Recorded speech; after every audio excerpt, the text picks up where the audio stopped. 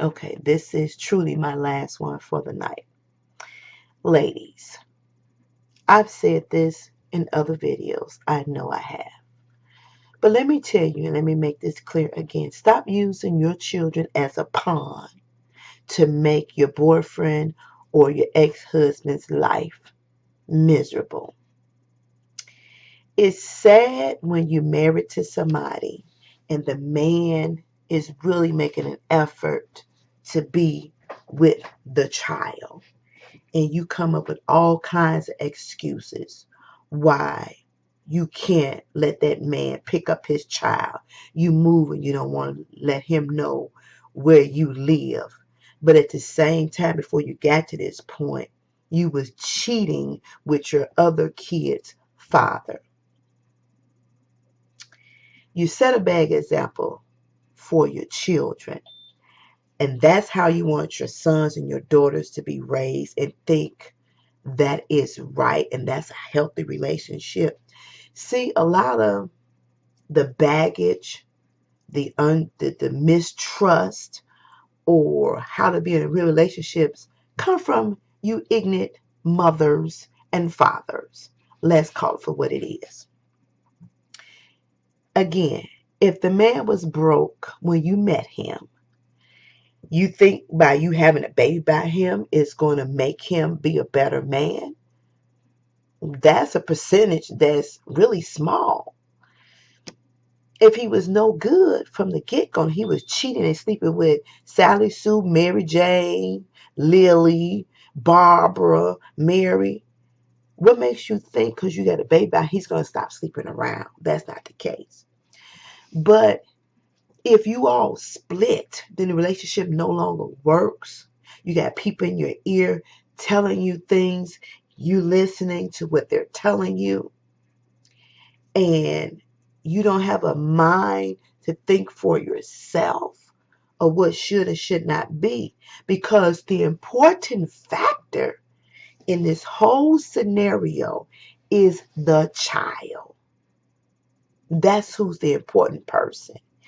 And I'm sick of the stories of women who use their children as a pawn on the chessboard to get more money, to make it seem like you're hurting him and the child suffers in the long run.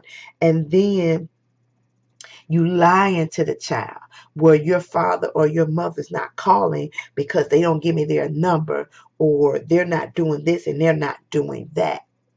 If you will let the child, as the child grows up, figure out for themselves what their parents will or will not do, it will be better for you. But when you try to deter, paint a negative picture because you're hurt and you're angry because the relationship didn't work for whatever the reason may be, and you want to make that parent suffer and you want to use that child, that backfires on you. Those children become rebellious, and eventually they grow up and they see things for themselves, which I don't think you all think about.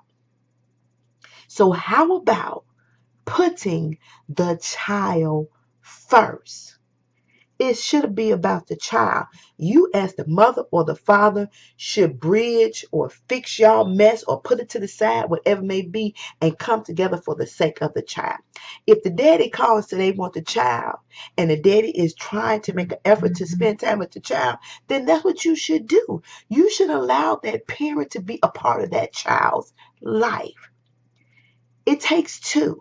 This is why we have so many issues with our kids in the street right now, because that lack of parenting. And you can't teach a boy how to be a man and you're a woman, because there are certain things you just don't know as a female. So women, stop it. Stop using these kids as a pawn for your selfish shenanigans, because you pissed off because the relationship didn't work. And if you didn't do your part, then that fault is on you. That is not the child. The child is a beautiful, a blessed creation that was supposed to have been made in love. But now you're tearing that up. Then the child grows up being confused, don't know how to be in a relationship, don't know nothing about love or trust, compassion, and understanding because you done screwed their head up. And you so busy because you angry and you can't let go. Tell her, you're no good daddy. You're no good mama. He ain't shit. He ain't this and he ain't that. That's really a reflection on you. That is your hurt and your pain. Stop passing it on to that doggone child. It's unfair. It's unfair. Deal with your issues and leave the child at the middle of the madness. That's all I'm saying.